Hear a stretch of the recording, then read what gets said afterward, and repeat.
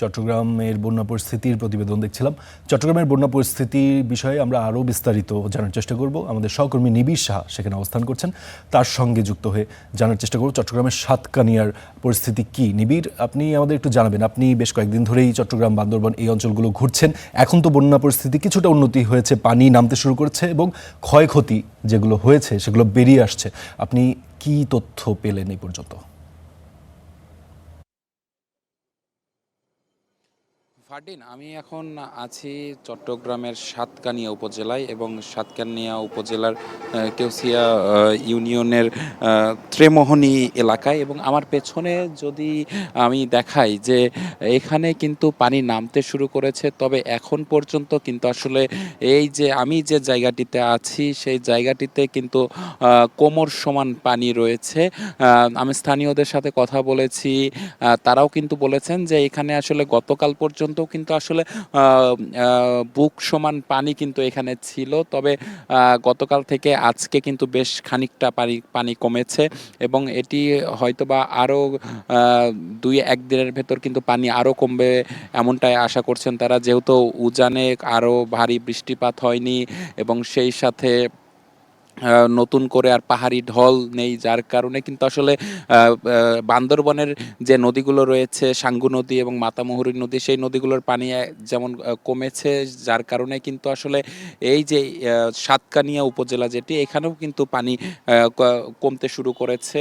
এবং আমি স্থানীয়রা এখনও যারা আছে এখানে কিন্তু এই যে সামনের যে বাড়িঘর কিংবা ব্যবসা প্রতিষ্ঠান যেগুলো দেখা যাচ্ছে, সেগুলো কিন্তু এখন পর্যন্ত মোটামুটি অর্ধেক পর্যন্ত পানির নিচে রয়েছে। অর্থাৎ এখানে কিন্তু ক্ষয়ক্ষতির যে চিত্র, সেই চিত্র কিন্তু এখন পর্যন্ত আসলে স্পষ্ট নয়। তবে পানি যতই কমবে সেখানে কিন্তু আসলে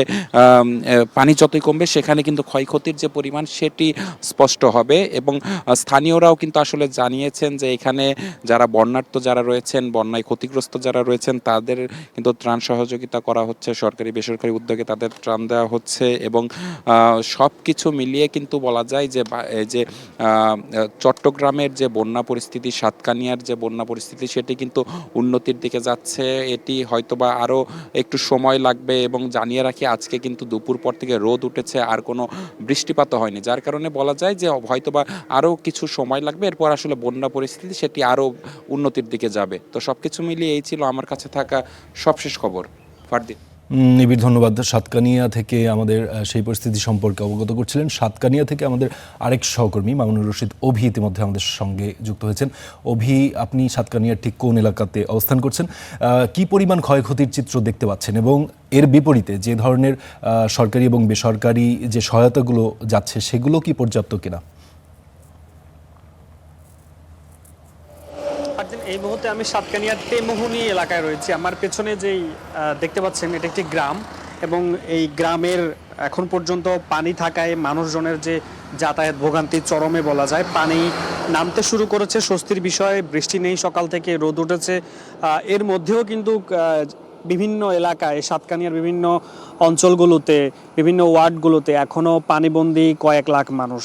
ফলে সেখানকার যে মানুষের ভোগান্তি সেটি অনেক বেশি বলা যায়। এবং তাদের বাসাবাড়ির ভেতরের যে পানি, সেটি ঘরবাড়ি সব কিছু এখনও পানির নিচেই। এবং শিক্ষা প্রতিষ্ঠান, স্বাস্থ্যসেবা সবাই নানামুখী সংকটে পড়েছেন। বিশেষ করে পরিবারের সদস্যদের নিয়ে তারা একেবারে অসহায় বলা যায়। কারণ নিকটস্থ যে আশ্রয়কেন্দ্রগুলো ছিল সেগুলোতে অনেকে গিয়েছেন, অনেকে যেতে পারেননি এবং ঘরবাড়ি ছেড়ে অনেকে যেতে পারেননি। এবং যাদের ঘর দ্বিতল বিশিষ্ট তারাই আসলে ছাদের উপরে ঠাঁই নিয়েছেন।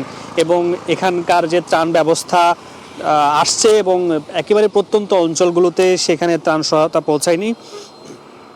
তারা বলছেন যে সরকারিভাবে এবং জেলা প্রশাসন, বিভিন্ন স্বেচ্ছাসেবী সংগঠনগুলো যে ত্রাণ সহায়তা নিয়ে আসছে সেটি কিছুটা অপ্রতুল বলছেন। অনেকেই দেখেছি গত কয়েকদিন তাদের যে খাবার দাবার সেটি একেবারে পাননি। আজকে অনেকে পেয়েছেন, 2 দিন পরে পেয়েছেন, এমন পরিবারের সংখ্যাও আমরা অনেক দেখেছি। এবং পরিবারের যে সব কিছু ভেঙে পানিতে ভেসে চলে যাওয়ায় তারা অনেকটাই অসহায় হয়ে পড়েছেন এবং পানি যত নামছে ক্ষয়ক্ষতির চিহ্ন ততটা স্পষ্ট হচ্ছে এবং যারা ক্ষতিগ্রস্ত বাসিন্দারা বানভাসী মানুষরা বলছেন যে বন্যার সময় তাদের যে ক্ষতি হয়েছে সেটি আগামী দিনে তারা কিভাবে পুষিয়ে উঠবেন এই বিষয়গুলো নিয়ে তারা এখন দুশ্চিন্তায় আছে এবং চট্টগ্রামের যে শুধুমাত্র সাতকানিয়া নয় এবং বাঁশখালী অঞ্চলেও এখন পর্যন্ত পানি রয়েছে এবং বিভিন্ন জায়গা থেকে পানি এরই মধ্যে নামতে শুরু করেছে। তবে পানি নেমে গেলেও কিন্তু মানুষের যে ক্ষয়ক্ষতি সেটি অনেকটাই বেড়েছে এবং পানি আরও পুরোপুরি নেমে যেতে আরও 2-3 দিন সময় লাগবে, তখন বোঝা যাবে আসলে মানুষের যে কী পরিমাণ ক্ষয়ক্ষতি হয়েছে। মাছের ঘের, সবজি, ফসলি ক্ষেত সব কিছুই এখন পর্যন্ত বলা যায় পানির নিচেই রয়েছে। ফারদিন। জিওভি, বেশ বড় রকমের একটি দুর্যোগ বলা যায় চট্টগ্রাম এবং দক্ষিণ পূর্বাঞ্চল কাটিয়ে উঠছে। আপনার কাছ থেকেও আমরা সেই ক্ষয়ক্ষতি এবং অসহায়ত্বের বিষয়গুলো শুনছিলাম। আপনাকে ধন্যবাদ আমাদের সঙ্গে যুক্ত হওয়ার জন্য।